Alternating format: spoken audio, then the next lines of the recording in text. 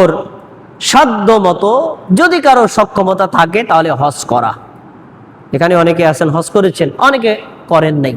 যারা করেন নাই, করতে পারেন নাই, খাস অন্তরে নিয়ত রাখবেন, আল্লাহ আপনার কাছে তৌফিক চাই, জীবনে একবার হলেও আপনার বাইতুল্লাহ হজ করতে চাই। আর খাস নিয়ত রাখবেন, অন্তরের ইচ্ছা। আপনি গরিব হন, আল্লাহ ইচ্ছা করলে আপনার ইচ্ছা পূরণ করতে পারেন, নিয়ত রাখবেন। যদি আদায় করতে নাও পারেন, আপনার নিয়তের কারণে আল্লাহ নেকি দিতে পারেন। আর যদি সক্ষম হয় তাহলে হজ করবেন। হজ করলে কি নেকি?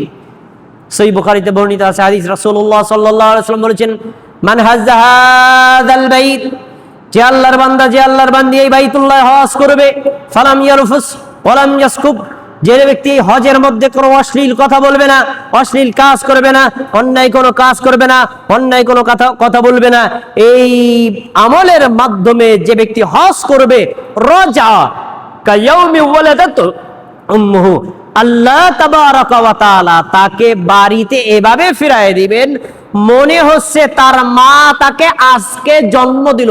সুবহানাল্লাহ।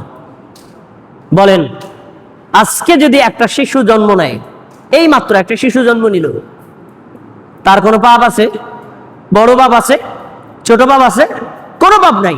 তো একজন বান্দা যদি আল্লাহর সন্তুষ্টির জন্য হজ করে এবং যে হজের কার্যাবলী সুন্নাত মোতাবেক ভাবে সম্পাদন করে, তাহলে হজ করে ফিরে আসার সময় আল্লাহ তাকে নিষ্পাপ করে ফেরত দেন। সুবহানাল্লাহ। কত বড় চমৎকার আমল!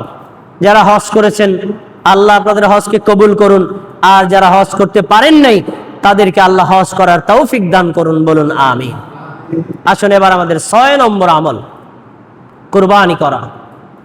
জিলহজ মাসের 1 তারিখ থেকে 10 তারিখ পর্যন্ত যে কয়টা আমল আছে, 10ম তারিখে, 11তম তারিখে, 13তম তারিখে, 3টা দিনে কুরবানি করা আলাদা